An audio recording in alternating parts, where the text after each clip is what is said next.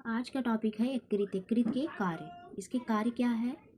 ये जो होता है यकृत 3 प्रकार के होता है। पहला जो होता है बहिर्स्रावी, दूसरा अंतःस्रावी, तीसरा जो होता है मिश्रस्रावी होता है। तो ये जो होता है 3 प्रकार के होता है। 3 प्रकार के। एक होता है बहिर्स्रावी, दूसरा होता है अंतःस्रावी और चौथा जो होता है मिश्रस्रावी। शॉर्टकट में लिखे हैं, पूरा नहीं लिखे हैं। ये बहिर्स्रावी जो होता है, आप लोग सोचते होंगे कि ये जो होता है हमारे शरीर में बहिर्स्रावी जो होता है शरीर के बाहर पाया जाता होगा, अंतःस्रावी जो होता है ये अंदर पाया जाता होगा शरीर के, ये सोचते होंगे आप लोग, लेकिन ऐसा नहीं है। बहिर्स्रावी अंतःस्रावी दोनों शरीर के अंदर ही पाया जाता है। बहिर्स्रावी जो होता है ये इसमें जो होता है एंजाइम एवं ब्लड दोनों जो होते हैं, इन दोनों के नस जो होते हैं, नली जो होते हैं अलग होते हैं, क्योंकि ब्लड में एंजाइम स्पर्श ना हो। इसको नली को कहते हैं डंप, भी इंग्लिश में इसको डंट कहते हैं, डंप। ये जो होता है और अंतःस्रावी जो होता है, अंतःस्रावी हार्मोन्स और ब्लड दोनों ही एक ही नली से होके गुजरते हैं।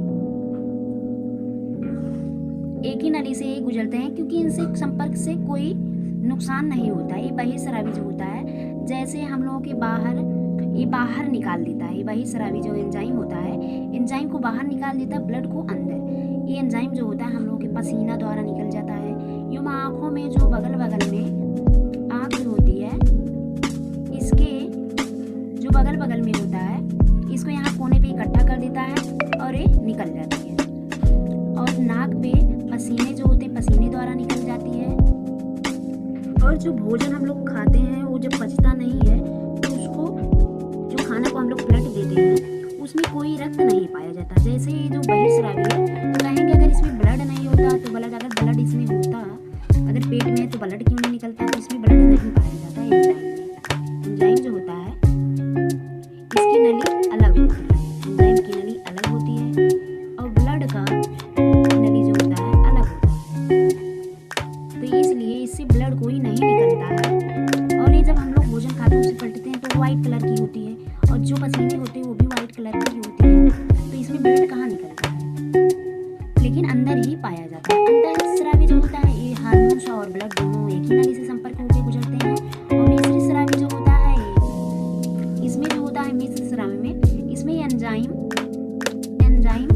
और हार्मोन्स दोनों साथ में ही रहते हैं, यानी साथ में ही निकलते हैं। अगर देखा जाए यकृत के कार्य जो होते हैं, ये प्रोटीन कार्बोज का चयापचय करते हैं। चयापचय जो होता है प्रोटीन डीएनिमेशन जो होता है, पायरुविक अम्ल जो होता है, ये अमोनिया में जाता है और अमोनिया CO2 को प्रक्रिया करता है और यकृत कोशिकाओं से यूरिया से निकाल देता है एवं यकृत कोशिकाओं को।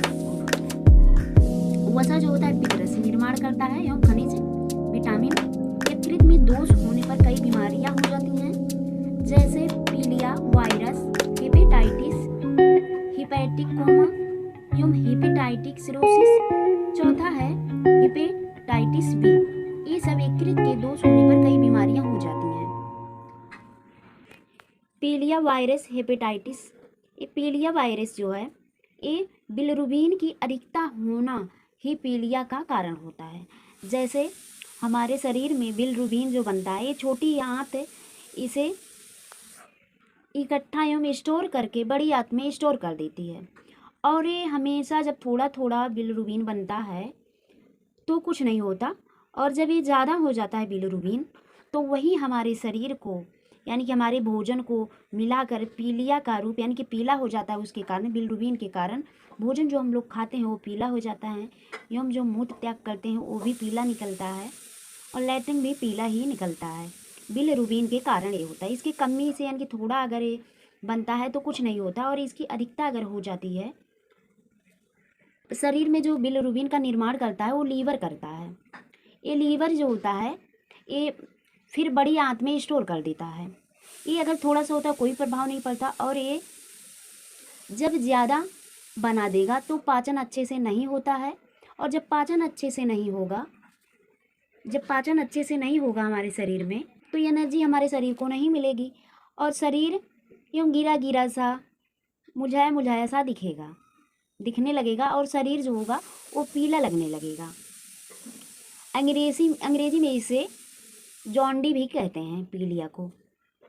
ये सामान्य मात्रा में जो होता है 2.8 मिलीग्राम प्रति 100 मिलीग्राम पाया जाता है। ये जब बढ़ जाता है तो त्वचा का रंग पीला दिखाई देने लगता है। यूँ आँखें भी पीली दिखाई देती है, नाखून भी पीली दिखाई देती है। रसैली में के झिल्लियाँ भी, ये जो होता है 3 प्रकार के होता है। पीलिया के प्रकार 3 होते हैं। जो ऑब्स्ट्रक्टिव जो होता है ये पित्त रस पाचन संस्थान में ना जाकर सीधे रक्त में जाता है। गाँव में इसे पीलिया को कहते हैं। जब थोड़ा सा पीलिया रहता है तो उसको गाँव में झराया जाता है। धूप धूप और तेल से झराते हैं लोग। जब झराते हैं तो पीला पीला नाखून से निकलता है हल्दी की तरह, तो कहते हैं पीलिया खत्म हो गया है। दूसरा जो है ये हिमालयटिक पीलिया, ये जो होता है रक्त में उपस्थित आरबी को नष्ट करता है। और तीसरा जो है हिपैटोसेलुलर पीलिया जो होता है ये विषाक्त दवाइयों के प्रयोग से खत्म होता है। पीलिया के लक्षण, पीलिया जब होता है शुरुआत होता है तो क्या होता है, त्वचा व नाखून का पीला हो जाना, भूख कम लगना, मूत्र का रंग पीला हो जाना, चक्कर आना एवं जी मिचलाना, उल्टी होना, ये सब पीलिया के लक्षण होते हैं। उपचार इसके जो होते हैं ये प्रोटीन जो होता है, यह रोग पीलिया का रोग हो जाने पर अगर पीलिया तीव्रता पर निर्भर करती है यानी कि ज़्यादा है, अगर बेहोशी हालत में है तो प्रोटीन बंद कर देना चाहिए। प्रोटीन तीव्रता पर निर्भर करता है यानी कि ज़्यादा है तो प्रोटीन नहीं देना चाहिए, कम है तो देना चाहिए थोड़ा। सामान्य अगर है तो 40 ग्राम प्रोटीन दिया जाता है। वसा जो होता है पूर्णतः बंद कर देना चाहिए। अगर पीलिया हो जाए किसी को तो वसा नहीं देना, जैसे तेल, मसालेदार मसाले, ये सब नहीं देना चाहिए। कैलोरी में इसकी मांग कम कर देना चाहिए। विटामिन जो होता है विटामिन सी का मांग बढ़ा देना चाहिए, यानी कि विटामिन सी देना चाहिए और कैलोरी नहीं देना चाहिए। खनिज लवण जो होता है ये सोडियम व पोटेशियम जो होता है। यकृत में दोष, ये जो होता है पीलिया या वायरस, हेपेटाइटिस, दूसरा हेपेटाइटिक सिरोसिस, तीसरा हेपेटाइटिक कोमा एवं हेपेटाइटिस बी, ये होता है यकृत के दोष। तो यहाँ तक थे यकृत एवं पीलिया। टॉपिक खत्म हुआ।